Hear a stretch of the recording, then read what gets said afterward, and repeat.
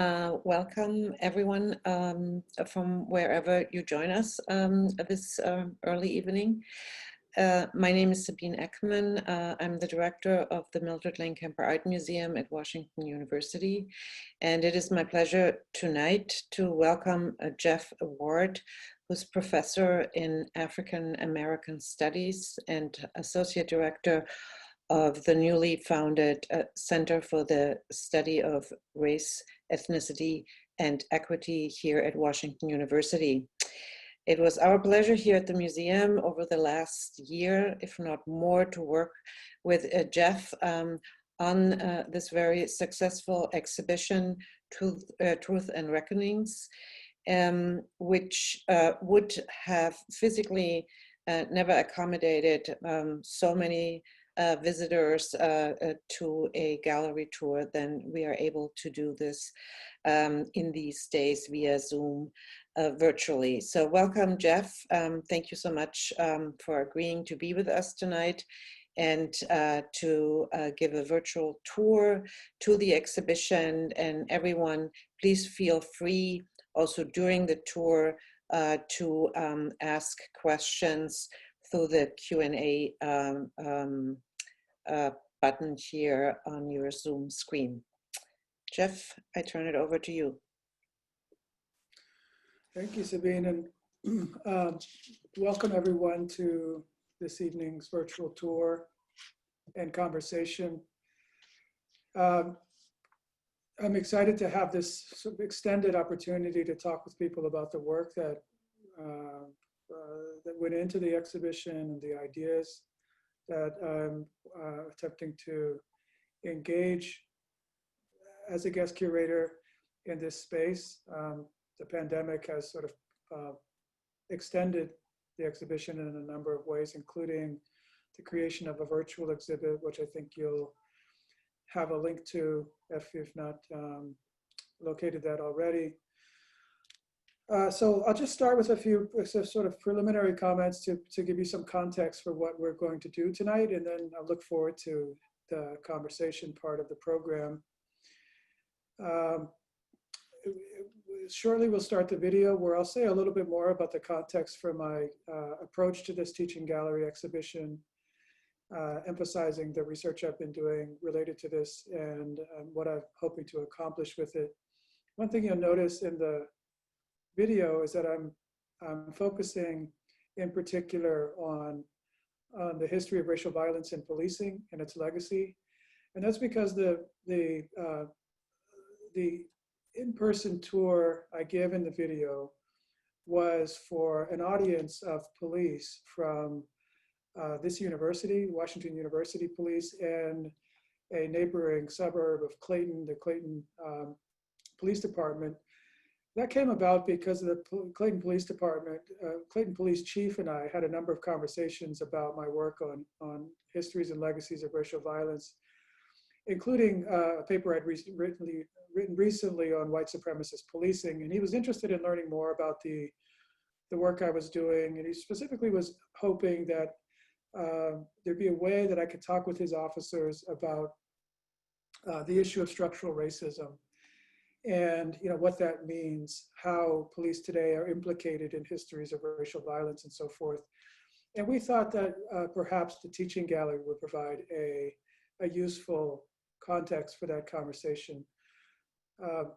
So you'll see some of that in the video, but the video is mostly about the general ideas of the exhibition and the sort of logic of this approach as a sort of commemorative intervention, or as I described in the exhibit, a pop-up memorial museum. Memorial museums mean to use education and commemoration as means of deepening our commitments to principles like equal human and civil rights. So what I'm doing in this exhibition is really exploring that potential. I look forward to talking with you about your reactions to the exhibit, including this idea that a pop-up memorial museum of this type can be transformative. Thank you.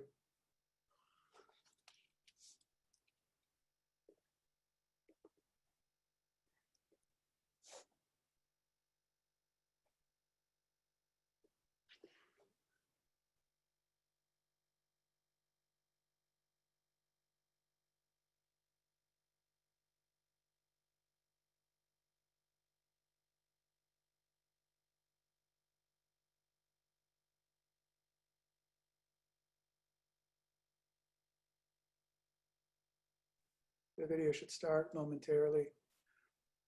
It's actually convenient. In the video, I will apologize for the delay. And so it's already built into the video.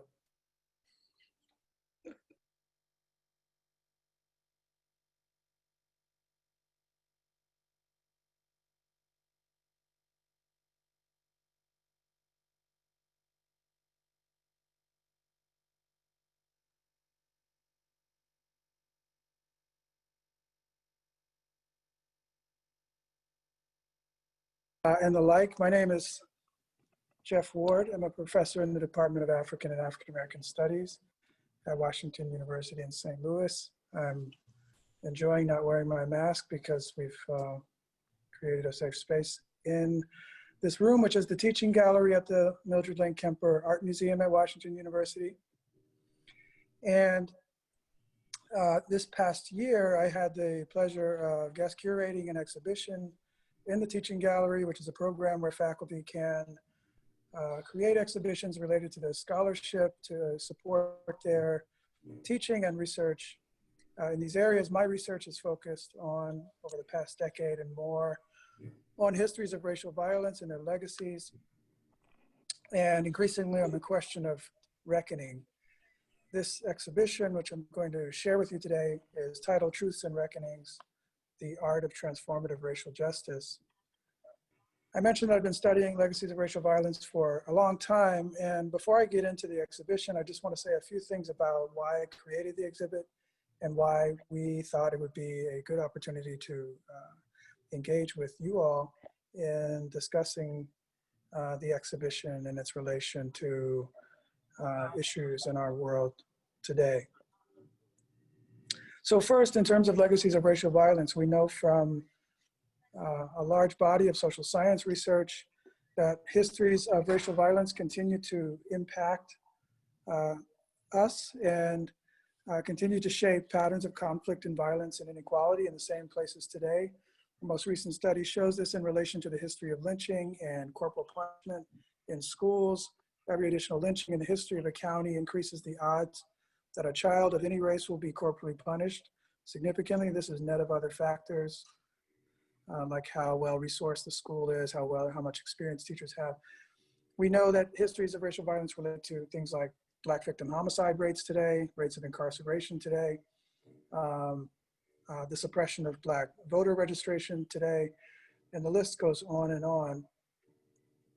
So I was really interested in the opportunity to use the teaching gallery, both to engage my students in reflection on these relationships, and also I hoped to engage other members of our community in reflection on these histories and the way that we embody these historical traumas and reproduce them, in the hopes that we might move towards a greater acknowledgement and ultimately repair.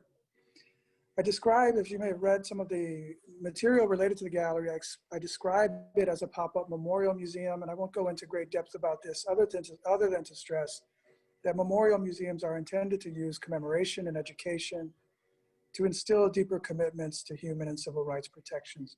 That is, commemoration and education around historic wrongs and their continued impacts as a basis for building commitments to human and civil rights. The second thing I want to do by way of introduction is note that we are in the midst of a global reckoning really around police-community relations. And one of the articles I shared discusses how this has developed in the US context over the past several years. I won't go into the details of that article. I just want to stress that one of the challenges in this police community reckoning is the problem of a kind of motivated misunderstanding, where we, for various reasons, refuse to acknowledge the truth of the past and its continued presence in order to hold on to sort of commitments to the status quo, commitments to existing power relationships and their related inequalities. In the exhibit, you'll see many references, direct and indirect, to the role of police in histories of racial repression. And this is something I'm going to ask you to think about as we go through. The last thing quickly I wanted to mention is this concept of the implicated subject. When talking with Chiefs Smith and Glenn about my work and about this exhibition, those conversations moved towards a discussion of the problem of structural racism and the difficulty of understanding it. I think a good way to understand the problem of structural racism, including as it relates to policing and your relationships with encounters with members of the community, your perceptions within community, the perceptions you may have of members of the community. The implicated subject is a good way to think about this relationship. The term describes our structural inheritance of a long and living history of racialized violence, which includes over-policing and under-protection in Black and other non-white community contexts. Implicated subjects describes how we inherit histories of violence and structures of inequality that those histories create. So while we didn't create the problem, for example, we didn't create colonialism or settler colonialism or enslavement, we didn't ourselves engage in lynchings and other acts of racial terror, they are ours now. Those acts are ours now in the sense that we inherit the histories of that violence and the structures of inequality they create. And the question is, what will we do with that inheritance in our time together on Earth? So let me now move into the exhibition, and I'm going to just show you some of the works in here and try to give you a sense of what I'm doing in the space.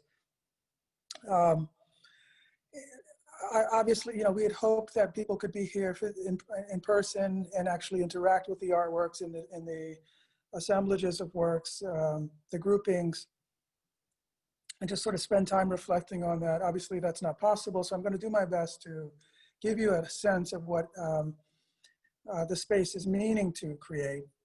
The one thing I would ask you is, as we go through, just ask yourself, which of these works are about policing and how so, and with what implications for repair.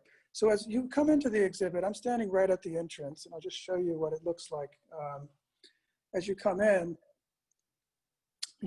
the exhibit, the first thing you would have seen, potentially, although this is part of the design, is I don't dictate essentially exactly how you would experience it. So as you come into the exhibit, unlike a lot of memorial museums, there's not a sort of dogma about how you should read the history in which directions and so forth. So you could have turned this way or that way, and we'll go around and look at some of the works in here. But I want to start with the item that is immediately to my left as I come in the exhibition. It is called the Plantation Police or Home Guard Examining Passes on the Road to the Levee of the Mississippi River. This is an engraving from 1863, where you see a slave patrol checking the ID of an enslaved, potentially free person on the banks of the Mississippi River in the vicinity of New Orleans. I started the exhibit with this piece because I wanted to open a meditation in the exhibit on the legacies of enslavement. And one of those legacies relates to the issue of policing. Next, I want to show you these miniatures created by the mixed methods artist, Kara Walker. These are not probably going to show up so well on the screen, but I'll just walk around these a bit. These are miniatures of objects that were created to constrain enslaved people and to punish enslaved people who engaged in transgressions like talking or attempting to escape. I'll just show you this one. I'll read the label so that you have a sense of it and see if I can get a better close-up of it. This is the label describes a dirt-eating mask designed for the reduced locution of the New World slave. It features air holes, which also allow for the drinking of water. Its clean lines and dynamic shape ensures recognizability as an object of true craftsmanship without diminishing its function. As an instrument of punishment, any slave who dared to speak some perceived wrongdoing by her betters was likely to find herself clad in this novel headdress. In other words, any enslaved person who dared to protest would be, could be fixed with this object so that they would eat dirt and not voice their likely legitimate grievances about their about human and civil rights. These objects, this one is to ring bells fixed to the neck of someone who's attempted to escape, so that bells ring as they, if they were to attempt again. The bears would also ensnare in tree branches and so forth. So these objects of punishment and ridicule are not explicitly policing objects, and yet they, of course, are objects related to policing and punishment, and they have their equivalents today, I would argue. Next, I want to share these works by the artist Glenn Ligon called Selections from the Portfolio Runaways. And I won't go through each of them. I just want to share with you why I thought these were really interesting to include in this exhibit on Truths and Reckonings. These are really riffs on the runaway poster as a form. And what I find really interesting about them is the way that Glenn Ligon is countering the way that these posters would have actually typically caricatured and flattened the personas of African Americans who had escaped enslavement. He does that by portraying these figures as complicated human beings with complicated personalities, nuances, senses of style, and so forth, all of which, of course, are typical of human beings, but would not be typical of a poster of this sort, and are not typical of the way we often talk about, still today, people of color. For example, when we flatten people of color who commit some wrong as thugs or illegals, as if that captures the entirety of their essence. Here, finally, on this first wall, really focused on enslavement, is a portrait commissioned by WashU's first president, William Greenleaf Eliot, a portrait of Archer Alexander, taken around 1870. Archer Alexander, to continue on the theme of runaways, was described as Missouri's last fugitive slave. He escaped from St. Charles to St. Louis, where he was, with the assistance of WashU's president, where he was momentarily free until he was captured by police or slave patrols, or police acting as slave patrol, and confined in one of the slave pens in downtown St. Louis. He was freed again tenuously by Eliot, and eventually freed by the Emancipation Proclamation, which gradually made its way to Missouri. One of the reasons I share this image, this portrait in the exhibition is because of the honor, the dignity it gives to this man through the formal form of portraiture. And it is a kind of counter memory of enslavement that I wanted to introduce. I've just realized that, as I often do when I'm speaking, I forgot to take notice of the time, so I'm going to do that now and make sure I don't go longer than we'd like, as we hope to stop after about 30 minutes and have conversation. So as you move around the room, we go from this history of enslavement to its aftermath in the era of American apartheid, which is kind of the focus of this grouping on the west wall here. And there are a number of works here I won't have time to talk about, but I'm just going to show you a few of them, beginning with this illustration from Harper's Weekly titled "Patience on a Monument." Now, you can't read the inscription here, but it has basically a list of examples of racial terror: the Fort Pillow Massacre, the New York draft riots, the burning of the Colored Orphan Asylum, the burning of homes, New Orleans and Memphis massacres, the the Supreme Court decision ruling that a Negro has no rights which a white man is bound to respect. The whipping post. At the top of the monument sits an African-American war veteran who is being asked to be patient while his family lays slain at the feet of the monument. And this is from October 1868, so this would have been a Union war veteran who's saying, yes, freedom one day, just be patient. Next to it, I have some photographic artworks by Madeline Osborne and Bruce Davidson and Lewis Hine. And I just want to show you, just want to point out the connectivity in terms of time. So the illustration is from 1868.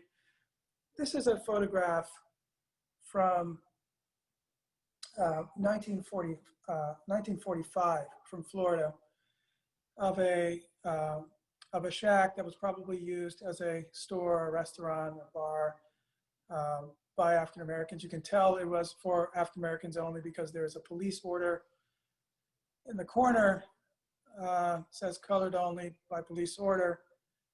So this is about 80 years after the Patience on a Monument work. And this was 100 years after the Patience on a Monument illustration. This is a photograph by Bruce Davidson in 1965, Alabama, Selma, called Miss Annie Blackman Holding Baby, Felicia inside her sharecropper cabin near Selma. You can tell from these juxtapositions of images, or at least that's the point of the juxtaposition, that this patience, this demand for patience has been ongoing. And which of these have to do with police? One of the items has a very explicit reference to policing, police as enforcers of separate and unequal, of American apartheid. This also implicates police in terms of the withholding of protection that I write about in the article Living Histories of White Supremacy.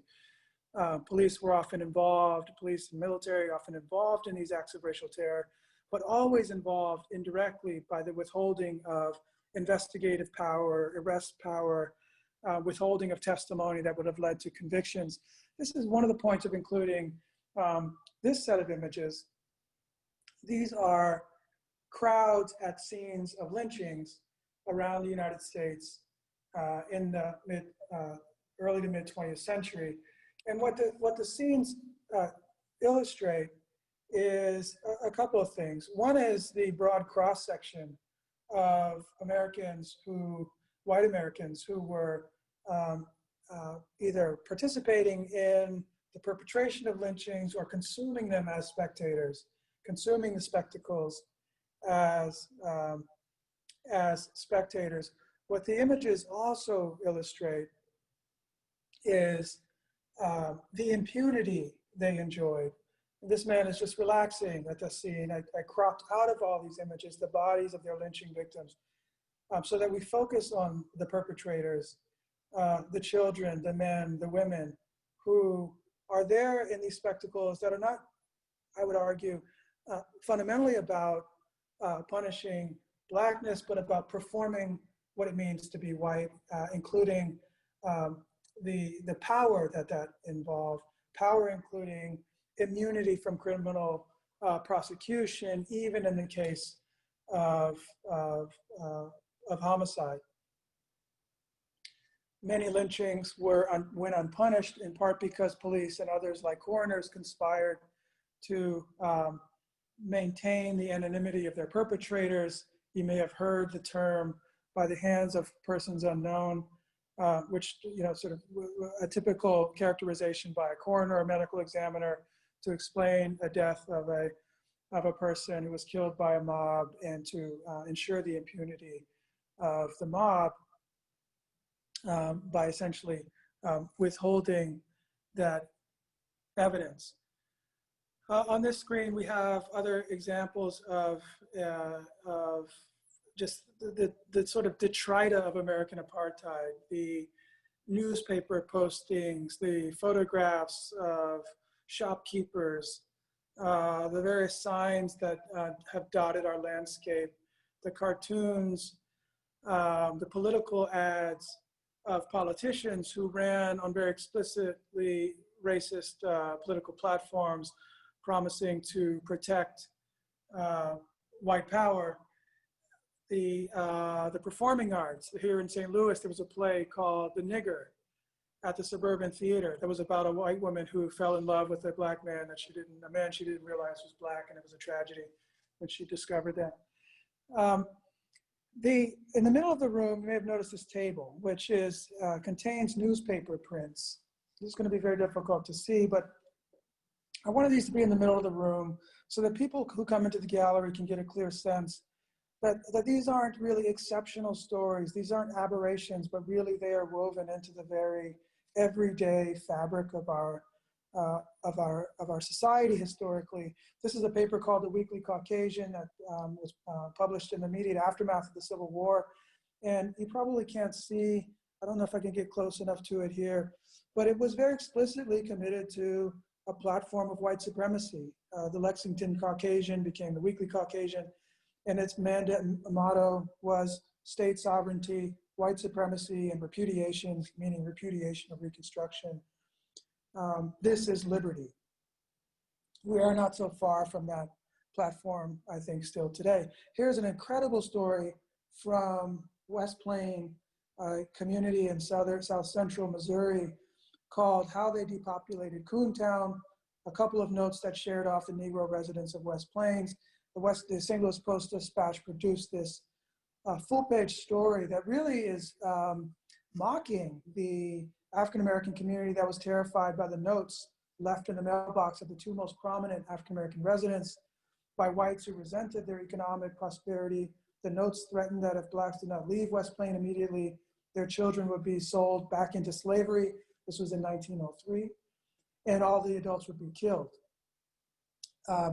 Again, is this about policing?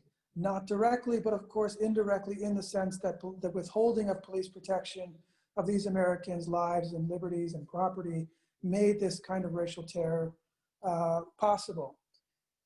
There are articles in here about banishments, other banishments, and through acts of racial terror around Missouri, in particular, Southern Illinois. Here's a story from Mississippi, similar to the dirt-eating mask, where the governor simply bids that black people stop talking, be quiet. Those from St. Louis might be described, or who have been here for a while might be surprised to know that your counterparts in the early 1900s and would have been perhaps asked to investigate something happening in an area of Forest Park known as Nigger Hill.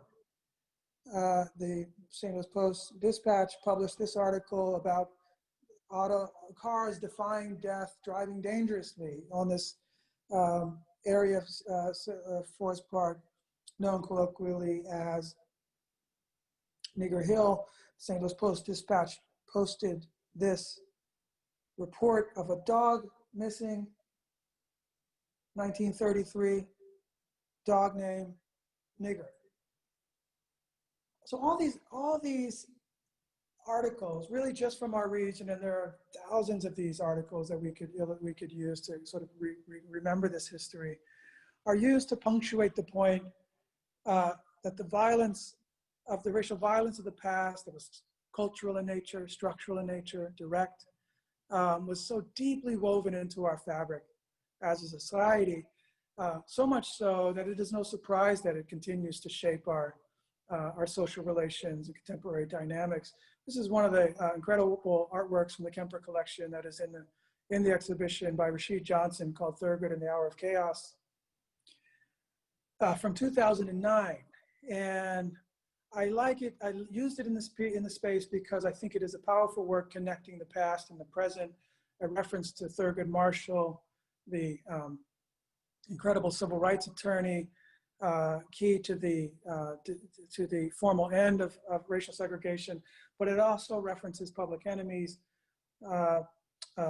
song Black Steel in the Hour of Chaos, which is about state violence, and is a late 20th century, decades after formal integration, protest of the continued reality of a separate and unequal society. I'm going to end soon, but I want to just go across the room and share a bit about the final couple of groupings. This one is really explicitly about race and policing historically and today.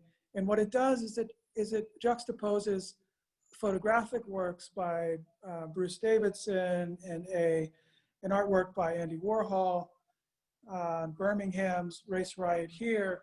It juxtaposes these works with images from the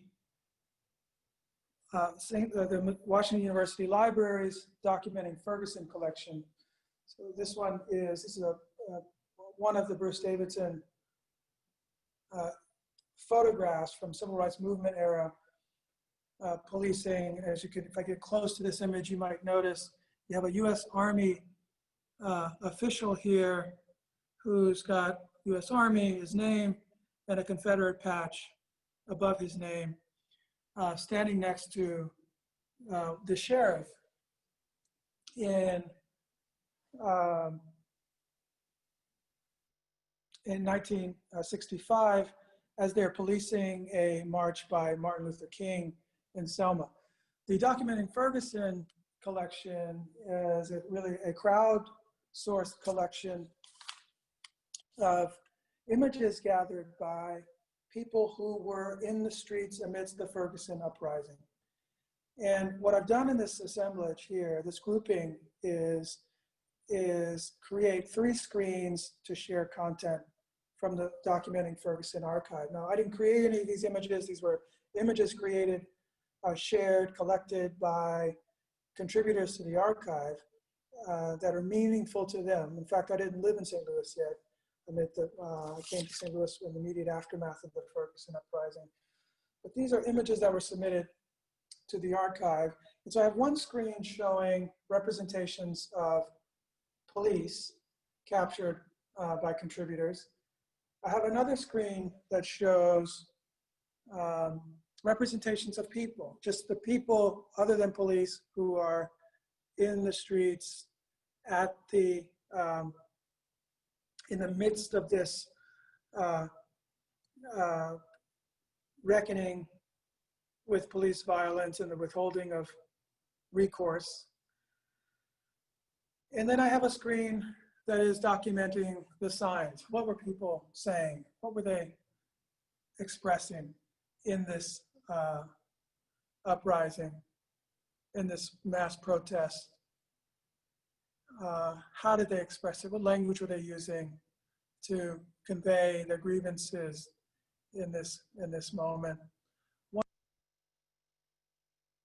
of the most powerful images in this grouping for me is Bruce Davidson's photograph of a young demonstrator in 1964 wrapped in the American flag, which is really an arresting image, in part because of the way American democracy has been defined explicitly and implicitly as a white democracy. Real Americans are not Black. And so when you see this image,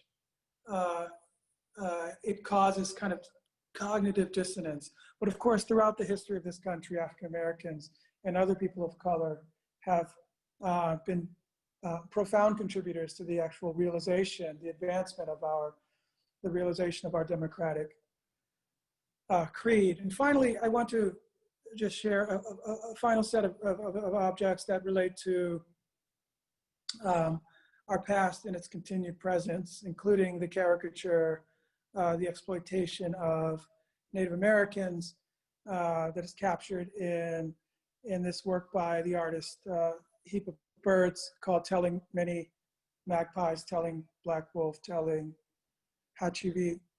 We don't want Indians, we just want their names, mascots, machines, cities, products, buildings, minerals, I would add.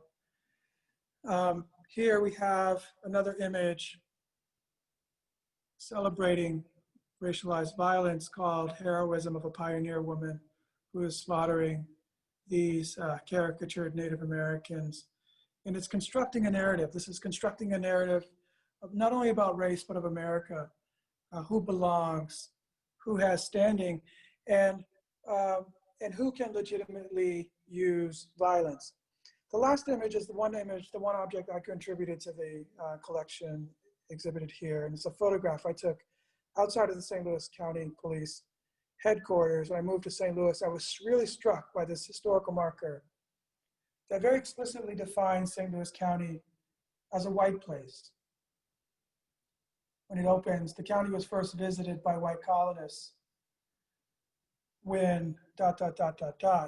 suggesting that the county's history becomes meaningful once whites arrive. What's particularly striking to me about this and disturbing to me about this is that it stands outside the county police headquarters, I would argue, degrading equal protection under law by conveying to officers who probably walk by it more often than anyone else, and conveying to all of the rest of us that white Americans are the ones with full standing in this county, and the rest of us stand behind them. Racism has been described as a kind of rider on the social contract, a modifier of the terms of the social contract, modifying who has standing morally, politically, vis-a-vis the social contract. And I think that historical marker really captures that.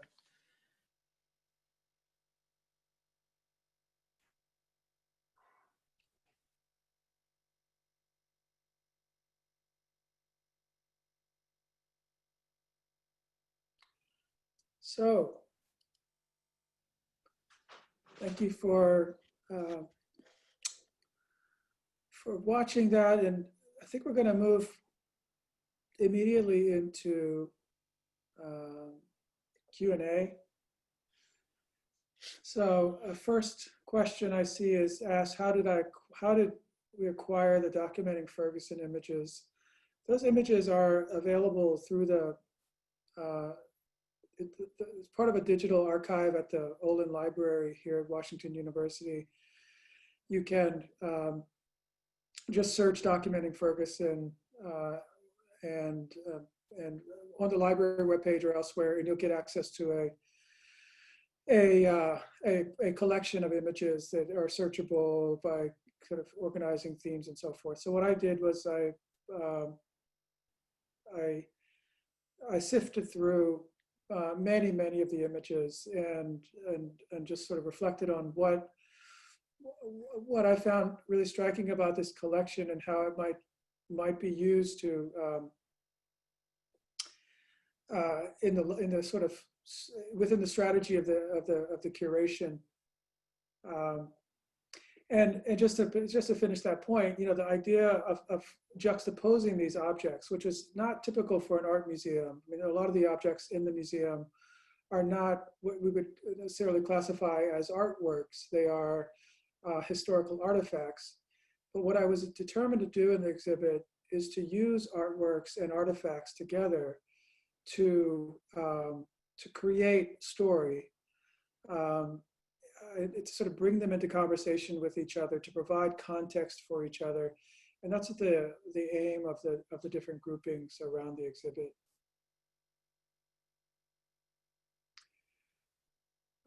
Another attendee asked if I've had any negative feedback or reactions to the exhibit. I guess I would say, I haven't really. I mean, I think there are two things I'd say. One is, when the museum was still open, I would enjoy, when I could, you know, coming over to the museum and just kind of wandering around and seeing how people were reacting to the exhibit, and not making a point of saying anything about myself or asking them directly, but just kind of observing.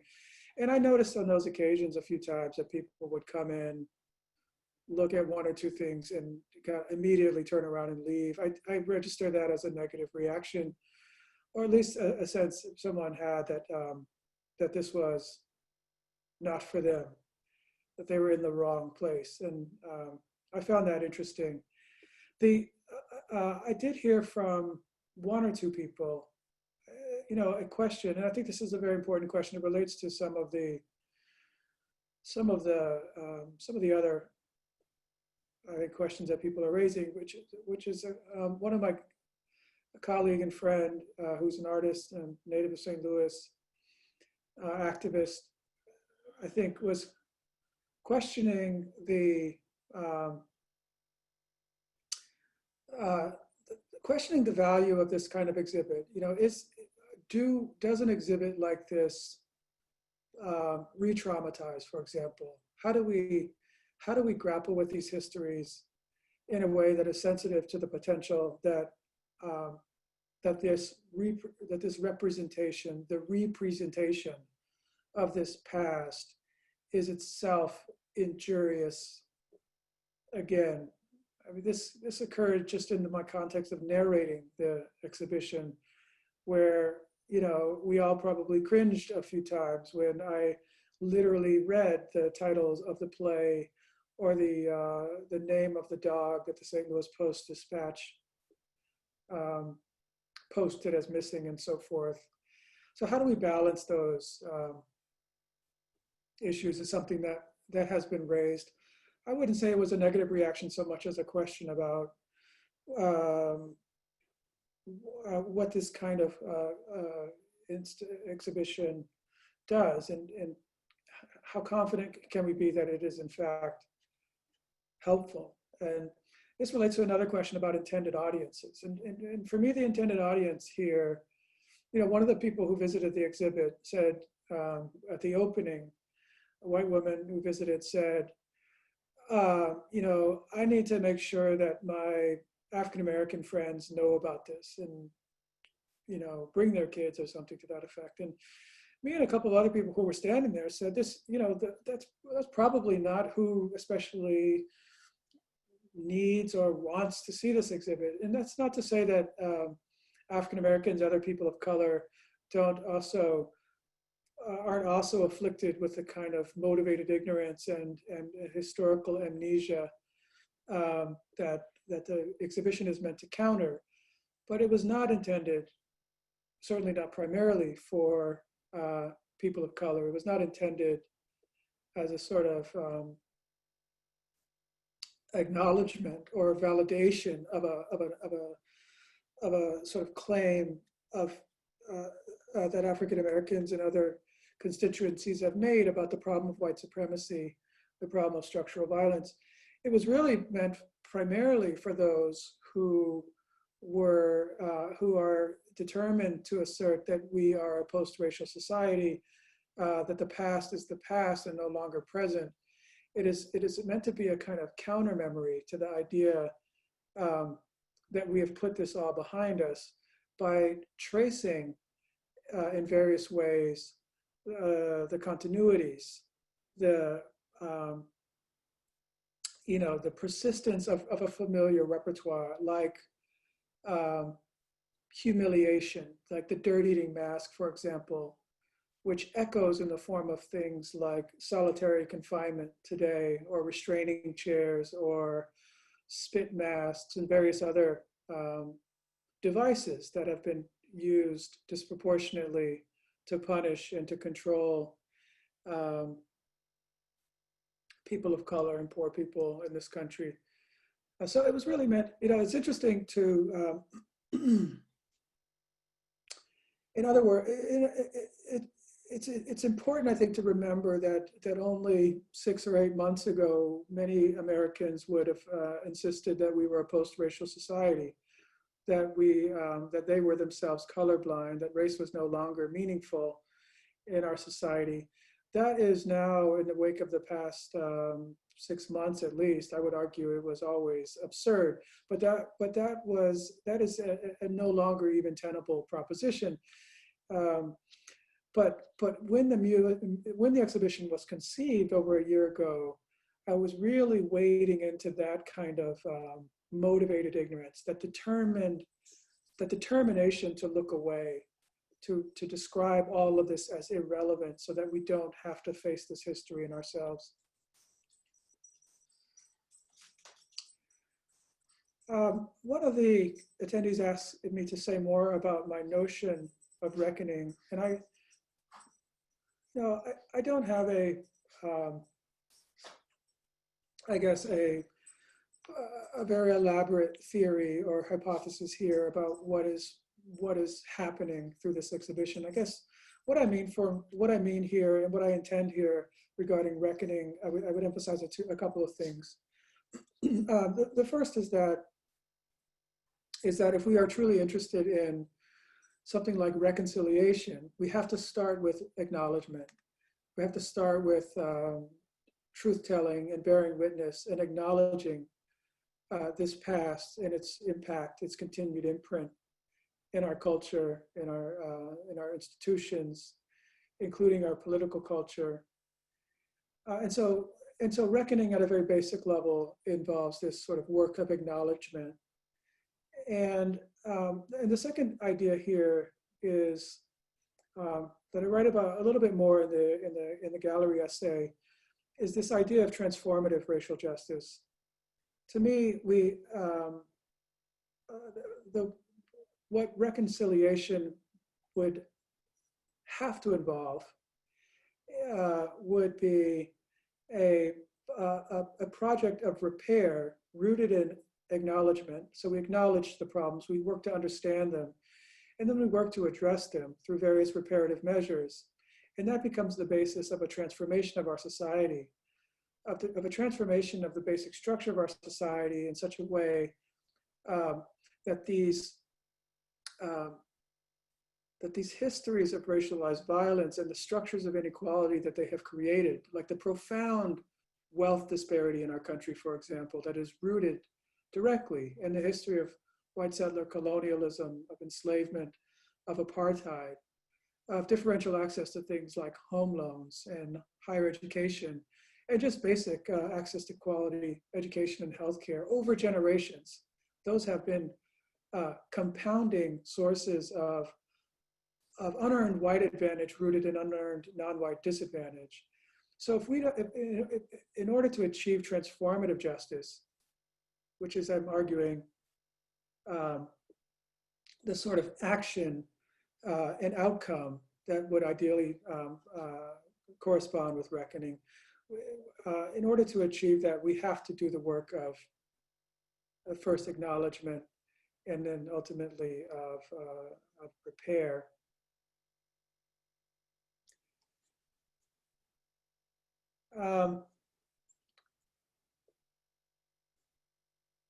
The question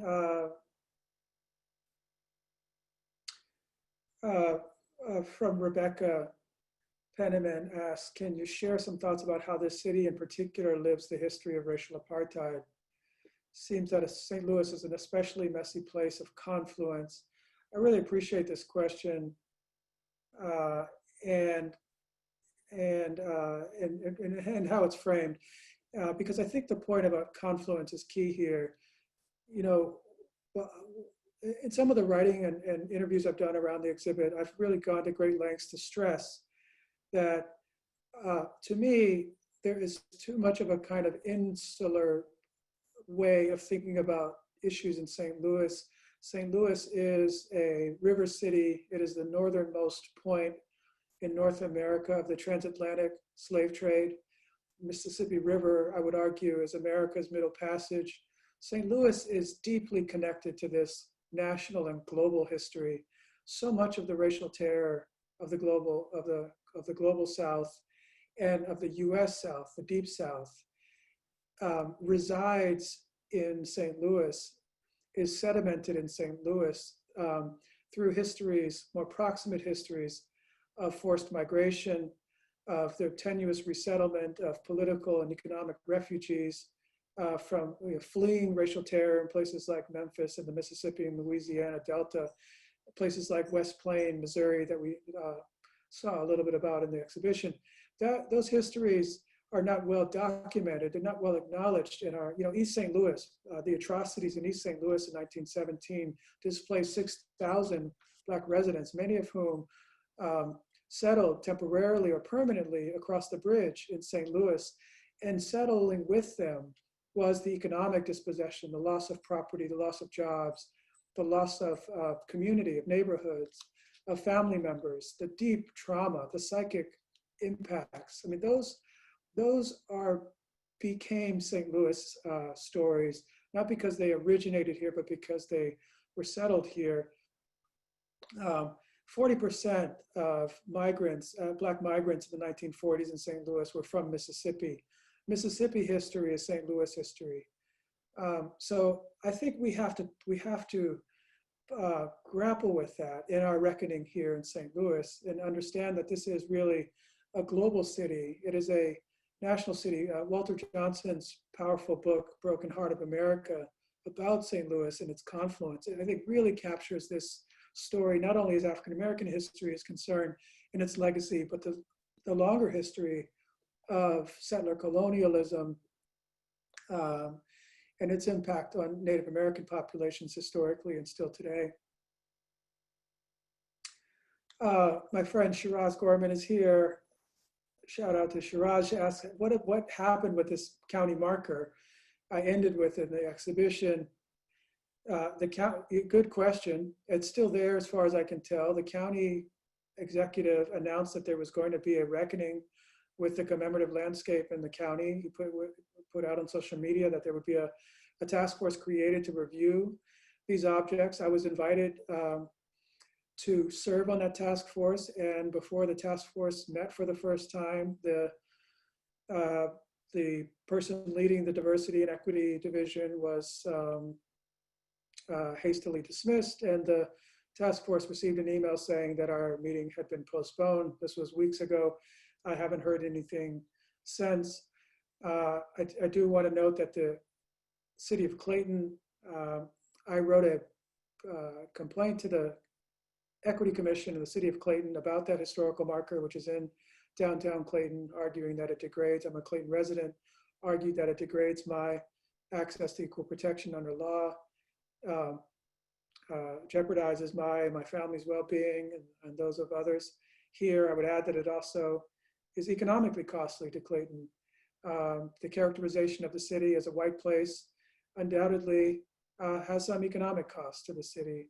The city of Clayton also created a mayor's task force to address these issues and has been active in beginning to do so. I'm excited to see how that work unfolds, but this is yet another one of the places where the city-county divide occurs. This odious county historical marker is technically county property in the city of Clayton, though it is in downtown Clayton, a very prominent place, is reluctant to wade in there. Let's see, I don't know how we're doing on time, but we're coming up on 6 o'clock. Are we going to continue past 6 or end at 6? Up to you. It's up to you, Geoff. Around 6, I would say. Maybe there are some more important, or 1 or 2 more important questions which you might want to address. Yeah, I really appreciate all of the engagement, and I'm trying to sort of look through these quickly. I'm going to save the center question for last about the Center for the Study of Race, Ethnicity, and Equity. Just quickly, how long will the exhibit be up? Ron Hill asks. The exhibit will be up, as far as I know, and definitely in virtual form. I don't know, you know, the museum will not be open to the public, I believe, for the foreseeable future, unfortunately, but it is available, but small groups of students and faculty and other university staff can make appointments to see the exhibit. It's a small space, so I think at maximum 3 people could be in there safely while we are, at the same time, while we are practicing physical distancing because of the pandemic. But I want to thank the museum for creating the virtual exhibit, because it does provide a way to access the exhibition. Let me see here. So let me just respond to the question about the center. And then I'm going to turn it back over to you, Sabine, to talk about public access to the Kemper, because this is a question that someone is posted, and I think you'd be better to respond to that. So someone asked, can you talk about your new role at the Center for the Study of Race, Ethnicity, and Equity, and what role will visual arts play in this new center? The new center is designed to be a kind of affiliate-led center. So affiliates from across the university, faculty, staff, researchers of various sorts who will be affiliated with the center and really drive its programming, drive the conversations that happen there through their affiliation and their participation in its various programs. One of those concentration areas of the center is an arts and culture initiative, where we are excited to be able to partner with the Kemper Art Museum and the Sam Fox School of Design and Visual Art to, among others, our history department and others, to wade into the relationship between race, ethnicity, and equity, and the areas of arts and culture. And there are a number of interests there. I'll just mention a few. One is to really help celebrate the incredible vibrancy of the artists community in St. Louis generally, but particularly the critical work around race and equity that artists in St. Louis have been doing for some time, some of which has come to light in the wake of the Ferguson uprising. There's just an incredibly rich, vibrant artist community here, and the Race Center wants to help support that energy and its visibility and its potential for impact. So we're excited to try to find ways to do that. Another thing we're interested in, though, is helping to address the issues of inequality in the world of arts and culture institutions, where there is profound underrepresentation of people of color, for example, among museum and archive and library leadership, among curators. We want to support the development of collections that are more representative and inclusive of diverse race, ethnic group experiences and interests. We're going to help to make these various pipeline programs more productive and impactful in terms of, to me, those are not only about the economic, not only about the sort of career prospects and sort of integrating the professions, but also about the economic inequality related to this institutional sector. Much of here in St. Louis, we have, for example, the Zoo Museum Tax District, which directs millions and millions of dollars towards taxpayer money to a relatively small handful of important institutions. But how do we ensure that allocation of public monies is done in a way that is more equitable in terms of the constituencies here in the city and the stakeholders and the different kinds of institutions? How do smaller institutions, history museums or art museums and galleries, access some of these resources, not only from a perspective of fairness, but so that we can actually realize more of our potential as a city where there is so much vibrancy and creativity. Just the last thing I'll say about that is what we see in so many of these examples historically of racial violence, whether it's East St. Louis or Springfield, Missouri, Memphis, and Wilmington, North Carolina, where my family was affected by the 1898 racial massacre and coup. What we see in all these cases is a story of opportunity hoarding that ends up being detrimental to the city itself. These places, time after time, have kind of cut off their nose to spite their face. They've banished Black and other non-white populations that were sources of so much entrepreneurship and innovation and economic development in those places. And the places have all suffered as a result. And so, you know, that's a cautionary tale for us here in St. Louis. This sort of penchant for hoarding opportunity, we need to understand is on a local level and ultimately in a national and a global sense is undermining the full realization of our potential. So thank you very much. I want to turn it over maybe to you, Sabine, and you could just talk about the access to the museum, this exhibit and otherwise. Thanks so much, Geoff, for a wonderful tour and really insightful Q&A. The exhibition, unfortunately, will only be open for another 2 weeks. That has to do with the fact that we already opened it in February, and there's some other faculty member who already prepared another teaching gallery exhibition. We are following Washington University guidelines, health guidelines right now, and these spell out that the public cannot enter Washington University buildings. This has just to do with the fact to protect students, to protect faculty, and to decompress campus as much as possible. Many people, faculty, students, and staff also work mostly remotely from home in order to create a safe environment, especially as we are going into the fall.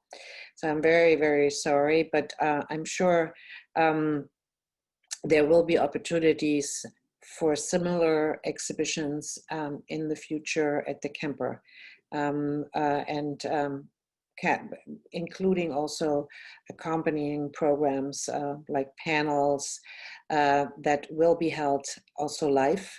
But I also have to say we would not have been able to really hold this event physically. There were so many people attending. We would, under the best of health circumstances, would not have been able to seat them in the gallery itself. So in that sense, thanks so much, Geoff, for doing this today and for really all your engagement with and for the museum and for our campus audiences and for the St. Louis public as well. I have asked that before we all leave, the link to the virtual exhibition be posted. So Leslie, if you could do that before we all go to dinner, that would be wonderful. Thanks so much for joining us, and Geoff, thanks again one more time. Thanks, everyone. Thank you.